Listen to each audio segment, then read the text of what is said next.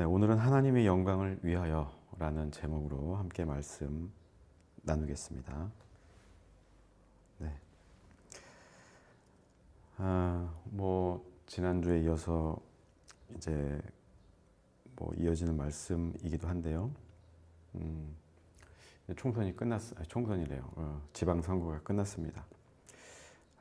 많은 사람들이 각자 입장이 있고 또 나름의 양심을 가지고 있죠. 그러니까 바울이 이렇게 이야기해요. 그 양심들에 대해서 자기가 가진 어떤 입장에 대해서 모든 것이 가하나 모든 것이 유익한 것은 아니다. 이어서 또 모든 것이 가하나 모든 것이 덕을 세우는 것은 아니다. 이렇게 이야기를 하고 있습니다. 이게 무슨 말이죠?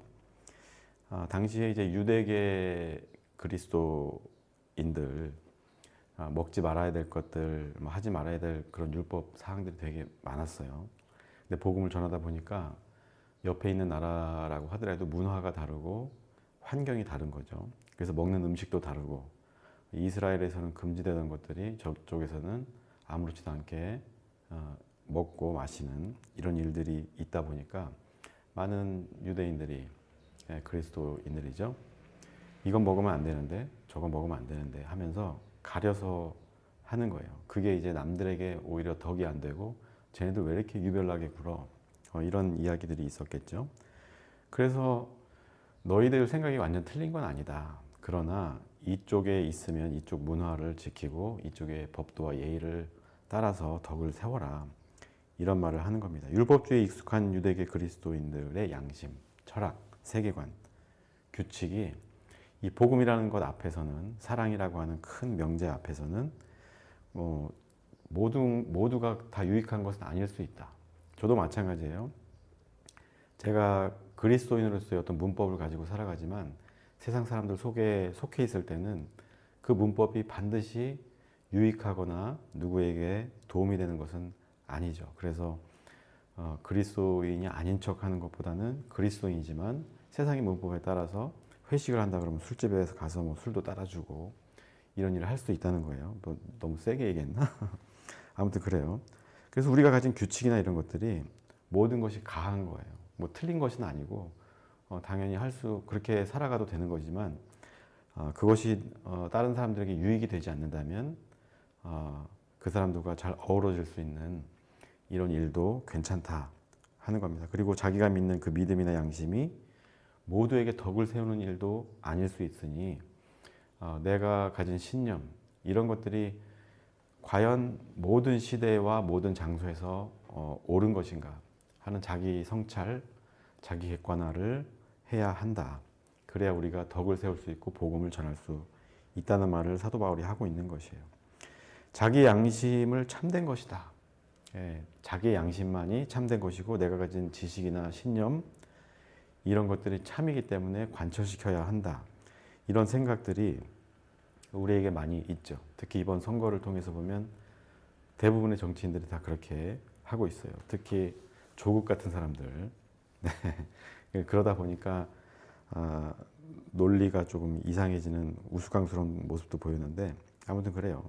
자신의 입장에서는 옳고 선한 것일 수 있지만 오늘 성경 말씀대로 하면 모든 것이 가하지만 옳지만 그렇다고 해서 그것이 모두에게 유익이 되느냐 그게 아니다 라는 것이 평택을 선거구 같은 데서 여실히 드러난 것이죠. 모두에게 덕이 되는 것도 아니고 모두에게 유용한 것도 아니고 유익이 되는 것도 아니라는 점을 우리가 알고 있다면 조국과 같은 실수를 하지 않았겠죠. 아무튼 오늘 말씀의 맥락은 그래 25절 같은 데서 보면 시장에서 파는 거 이런 거 먹어야 되냐 말아야 되냐 이런 걸로 논쟁이 있었던 거예요. 그러니까 이스라엘 사람들이 부정하게 여겼던 거, 제사 지낸 음식들을 어떻게 할 것이냐. 모르고 먹는 건 괜찮다. 만약에 이제 알았다 그러면 내 양심도 가한 거니까 절제하고 안 먹을 수는 있지만 무조건 막 다 이게 좋은 거냐 나쁜 거냐 옳은 거냐 그른 거냐 따져가면서 그 문화에서 좀 유별나게 행동하지 말아라 하는 겁니다. 아무튼 그 시장 상인들에게 유익이 된다면 사 먹을 수 있는 거죠. 제사 지낸 음식이든 뭐든 간에 누가 권하면 같이 먹고 어우러지는 것도 나쁘지 않은 것이고 그 사회의 일원이 되어라. 그것이 바로 복음의 가치를 가진 사람들이 해야 할 일이다. 사도 바울이 그렇게 이야기하고 있습니다. 이 양심, 29절의 이야기예요. 양심 내 것인가 남의 것인가. 내가 가진 양심이나 신념이 나의 것일까 생각해 봐야 돼요. 제가 끊임없는 어떤 연구와 어떤 사유, 통찰을 통해서 다다른 결론이 아니라 어떤 문화적으로 관습적으로 내가 배워왔던 어떤 습관이라고 한다면 몸에 배인 그런 양심이나 신념들이 있죠. 그것이 과연 내 것인가? 내 것이 아닐 수도 있고 사회적으로 주어진 양심일 수도 있어요. 그러니까 거기에 너무 매여서 살 이유가 없는 것이죠. 그래서 융통성 있게 하는 거예요. 다만 내가 그것을 지켜야 되겠다고 마음 먹으면 지키면 되는 것이고 그게 아니라고 한다면 그냥 뭐 이도저도 아닌 삶을 살라는 것이 아니라 융통성 있게 덕이 된다면 누군가에게 유익이 된다면 내 신념도 잠깐 내려놓을 수 있어야 한다. 즉 자기 자신을 늘 객관화하는 거예요. 나는 이런 사람이고 내가 이런 신념을 가진 사람이지만 내가 이런 상황에서는 이것도 잠시 내려놓을 수 있다. 이렇게 스스로 객관화하고 성찰할 수 있으면 우리가 모두의 유익을 위해서 우리 것을 내려놓을 수도 있는 거예요. 그래서 양심이나 신념 같은 것도 복음 앞에서는 뭐 뜯어 고칠 수도 있는 것이고 새롭게 이해될 수도 있어야 하는 거죠. 그래서 자기 신념을 고수한다는 것, 그것이 결국에는 그 사람이 가진 신념 양심과 다른 사람이 가진 신념 양심이 서로 부딪혀서 서로 판단하고 정죄하게 된다. 그것은 비극이죠. 오늘 29절에 그런 말씀이 있는 거예요. 그래서 우리가 흔히 얘기하는 양심이나 신념이나 정치적인 올바름 이런 것들이 중요하긴 하나 그런 것보다 더 중요한 것은 서로에 대한 이해와 관용과 용납, 감사하는 마음, 존중 이런 것들이 훨씬 더 중요한 거예요. 그래서 내가 양심에 따라 행동할 때도 있고 말할 때도 있고 때로는 내 양심이 아닌 다른 사람의 양심에 합하도록 내가 조금 융통성을 갖는 것. 그 일로 인해서 서로 감사하고 존중하고 사랑하게 된다면 그 사랑을 누가 비방할 수 있겠냐. 30절에 사도 바울이 이야기하고 있는 거예요. 그래서 우리가 이성적으로 옳은 것을 추구하는 것도 중요하지만 그것도 사랑이 우선이 될 때, 복음이 우선이 될 때 의미가 있다는 사실을 우리가 기억할 필요가 있습니다. 결국 우리의 옳은 대로 행하는 것이 아니라 하나님의 영광을 위해서 해야 한다. 하나님께 영광이 되는 일이 무엇이냐?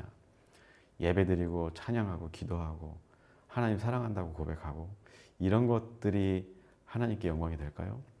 네. 뭐 한편으로 뭐 그럴 수도 있다고 생각은 하지만 어떻게 보면 벽 보고 얘기하는 것 같죠. 하나님 보이지도 않고 들리지도 않는데 어디다 대고 하나님 사랑한다고 얘기하고 어디다 대고 하나님을 찬양하겠어요. 결국엔 하나님께 영광이 되는 것은 우리가 우리의 가진 양심이나 신념이 있더라도 복음을 전하기 위해서 사랑을 전하기 위해서 이웃을 사랑하는 마음으로 하나님을 사랑하는 것처럼 행동할 때 실천할 때 그것이 하나님의 영광이 되는 겁니다. 그렇기 때문에 우리가 우리의 옳은 대로 행하는 것도 중요하지만 그것이 항상 강한 거지만 늘 옳은 것은 아니다. 늘 유익한 것은 아니고 늘 덕이 되는 것은 아니다. 어쩌면 내 신념을 지키기 위해서 내 양심을 지키기 위해서 하는 말과 행동들이 누군가에게는 고통이 될 수도 있죠. 누군가를 아프게 하기도 하고 분열을 조장하기도 하고 그것은 하나님을 욕되게 하는 일인 것임을 우리가 기억해야 하는 겁니다. 32절에 보면은 유대인에게든지 헬라인에게든지 교회 공동체에든지 거치는 자가 되지 말라고 이야기하고 있어요. 70이 되면 뭐 거침이 없는 나이가 된다고 하잖아요. 뭘 해도 거치지 않는. 궁극적으로 우리가 목표하는 바는 그리스도인으로서 거치지 않는 자가 되는 거예요. 내가 교회에 있든 사회의 일원이 돼서 살아가든 가정에서든 친구 사이에서든 내가 거친다는 게 거칠다는 얘기가 아니라 이렇게 부대끼고 나를 힘들게 하는 사람을 얘기하는 거죠. 예, 그런 거치는 자가 되지 않는 것. 그게 우리 그리스도인들의 궁극적인 목표가 되는 거예요. 이 땅에서의 삶 속에서는. 그런데 우리가 우리의 믿음을 지킨답시고 술자리에서 술 먹으면 안 돼. 교회 빠지는 사람 앞에서 교회 빠졌다고 욕하고 뭐라고 하는 거. 다 거침이 있는 사람들이잖아요. 네, 이렇게 되지 말아야 된다는 거예요. 유대인이든지 헬라인이든지 서로 생각이 다른 사람들끼리라도 잘 어우러져야지 서로의 신념과 양심을 내세워서 서로를 판단하고 정죄하는 일은 없어야 한다. 그냥 기계적인 중립을 지키라는 게 아니에요. 모든 것이 가하다고 했죠. 내 양심도 옳고 저 사람의 양심도 옳은 거예요. 근데 그런 것들이 결과적으로 어떤 결과를 내느냐 이걸 보고서 우리가 좀 잘 절제하고 자제할 필요가 있는 것이죠. 남에게 유익한 일이 된다면 저 사람의 것도 용납할 수 있어야 되고 남에게 유익이 되지 않고 고통이 된다면 설득하고 내가 남에게 유익을 베푸는 것으로 자기의 옳음을 증명하는 이런 일이 되어야 하는데 우리가 말로서만 이 정치의 한계가 거기에 있는 것 같아요. 정치라는 게 말에서 시작되는 거거든요. 그 옛날에 그리스의 그 폴리스라는 이 얘기는 나중에 한번 예전에 한번 한 적도 있지만 나중에 한번 할게요. 그 정치의 기원에 대해서 아무튼 그래요. 중요하지 않은 것을 지키느라고 남에게 나는 중요하다고 생각하지만 남들에게 중요하지 않은 것을 지키느라고 정작 내가 남들에게 중요한 사랑, 구원의 역사를 이루어가는데 그것을 뒷전으로 밀어두는 것 이것이야말로 하나님을 욕되게 하고 복음을 변질시키는 일이 되고 만다 하는 겁니다. 오늘 바울이 이야기하는 맥락은 바로 그거예요. 그래서 33절에 보면 모든 일에 모든 사람을 기쁘게 해서 자신의 유익을 구하지 말고 많은 사람의 유익을 위해서 말하고 행동하고 양보할 건 양보하고 이해할 것은 이해하려는 노력을 해야 한다. 이렇게 이야기하고 있어요. 그렇게 하면 우리가 애써서 막 예수 믿으시오 하지 않아도 많은 사람들이 구원에 이르게 된다는 거예요. 우리가 명동 같은 데 가면 예수천당 불신지옥 아직도 있나 모르겠어요. 그런 전도 방식이 왜 통하지 않겠어요? 네. 나만 옳고 내 양심, 내 신념만 옳기 때문에 너희들은 다 죄인이고 틀렸어라고 구분 짓기 때문에 상대적으로 저 사람들을 하대하고 깔보고 그런 심정으로 전도를 하기 때문에 안 되는 거예요. 오히려 기독교를 혐오하게 되고 하나님을 저주하는 사람들도 많이 생기고 오늘 말씀은 그거예요. 그렇게 자기 양심이 가하지만 자기의 생각이 가한 것이지만 늘 옳은 것은 아니다. 늘 덕이 되는 것도 아님을 기억하라. 이 말씀입니다. 그래서 양보할 건 양보하고 이해하려고 노력도 해야 될 것이고 그렇게 되면 많은 사람들이 그 사람을 통해서 구원에 이르게 된다는 겁니다. 네, 앞서도 말씀드렸지만 이제 선거가 끝났고요. 이번 선거 이후 어떻게 돌아갈지 제가 고민을 많이 해보고 생각을 많이 하고 있습니다.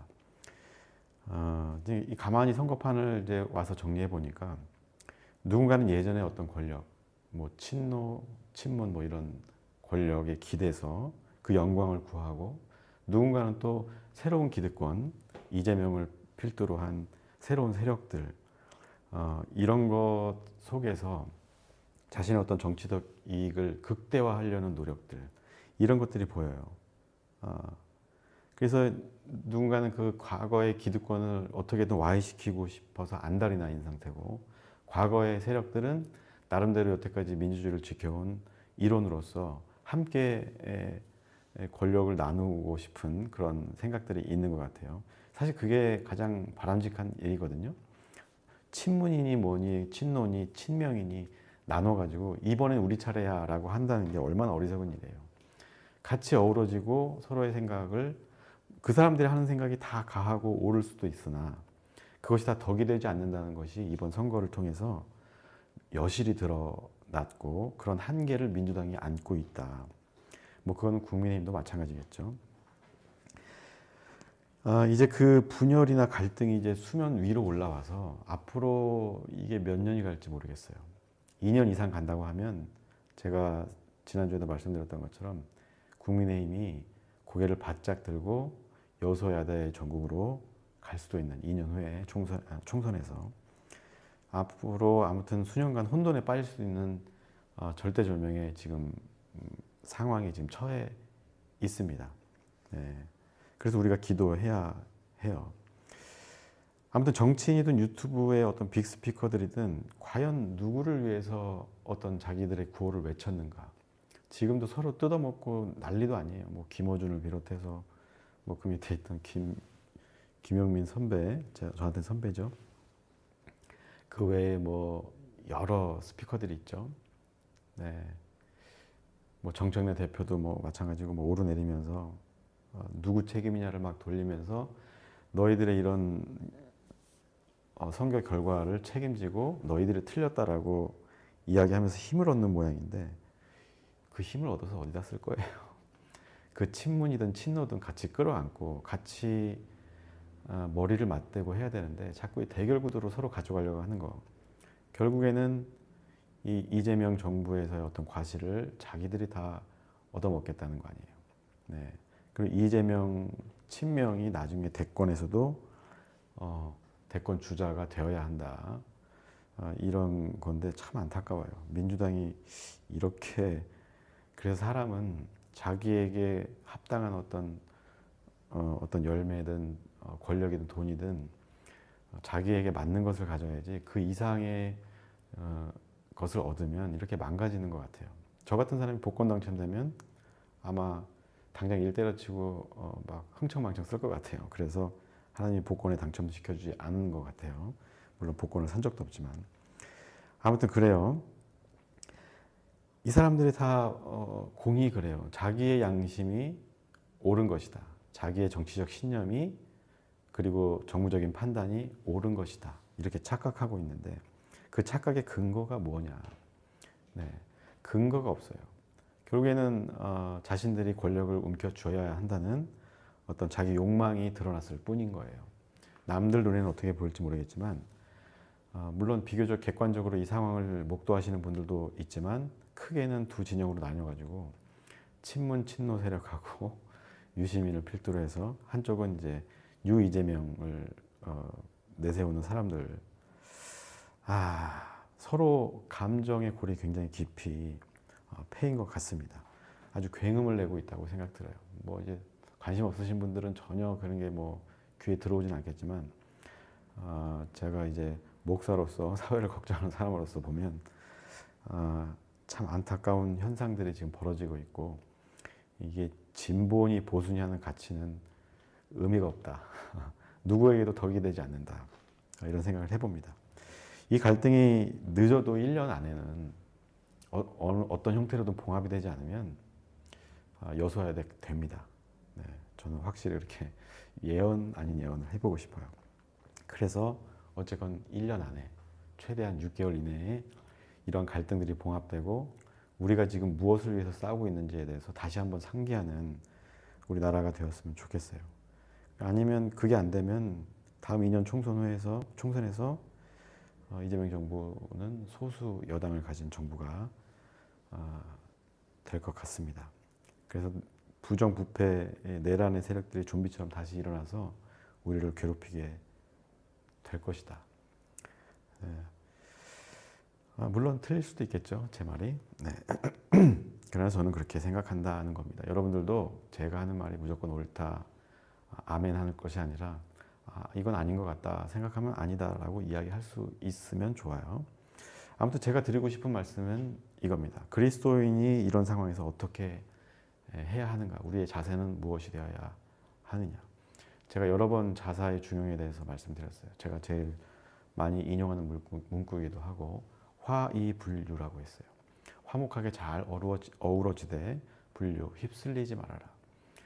이쪽에 휩쓸리지도 말고 저쪽에도 휩쓸리지 말고 그냥 기계적인 중립을 지켜라라는 게 아니라 그 가운데서 내가 판단하고 내가 결정하는 거예요. 누구의 편을 들어서 상대방을 맹목적으로 비난하거나 다 틀렸다고 손가락질하는 것이 아니라 네.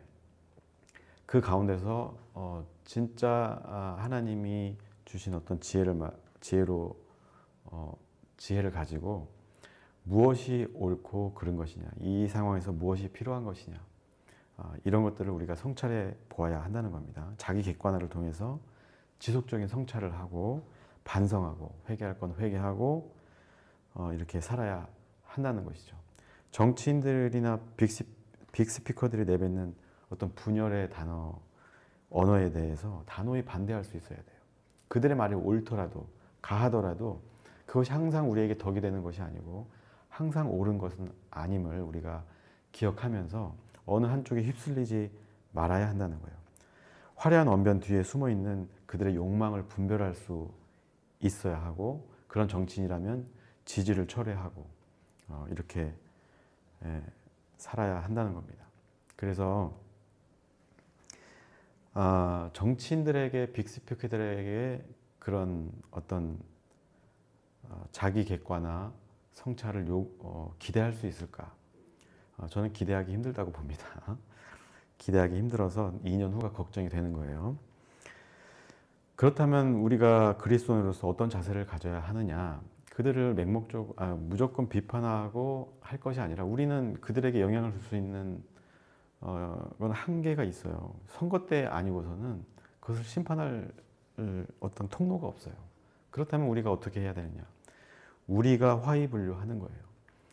그들이 하지 못하는 일을 우리가 함으로써, 우리 가정에서, 우리 사회에서 그렇게 함으로써 하나님의 정의가 무엇인지 보여주고 그 정의대로 살아감으로써 모두에게 덕이 되고 이 사회와 어우러지면서 그들에게 희망을 주고 사랑을 나눠주고 그것을 통해서 사람들에게 구원을 선사하는, 하나님 나라를 맛보게 해주는 이런 일들을 통해서 우리가 이 사회가 조금씩 변화하는데 우리의 작은 행동들이, 말들이 영향을 줄 수 있도록 하는 것뿐이에요. 그것이 우리 그리스도인들이 가질 수 있는 유일한 자세고, 그것이 퍼져서 정치인들에게 닿고 빅스피커들에게 닿아서 더 이상 그들이 분열의 언어를 내는 것이 아니라 모든 것이 가하지만 모든 것이 유익한 것은 아니라는 점을 이해하고 그들이 절제하고 서로 통합하는 이런 길로 나아가고자 할 수 있도록 우리가 그런 분위기를 만들어 가야 한다는 겁니다. 그것이 우리에게 중요한 일임을 기억하자. 오늘 이 말씀을 드리고 싶어서 오늘 전체 10장 말씀을 쭉 읽어드렸고, 또 이렇게 정치적인 이야기 같지만 결과적으로 우리 그리스도인들이 어떻게 살아가야 될지, 그래야 어떻게 해야 우리 그리스도인들이 이 세상을 하나님 나라로 만들어갈지 이것들을 한번 생각해 보았습니다. 그래서 잘 어우러지면서도 휩쓸려가지 않는 저와 여러분들 되시기를 주님의 이름으로 축복하면서 오늘 말씀은 마치도록 하겠습니다.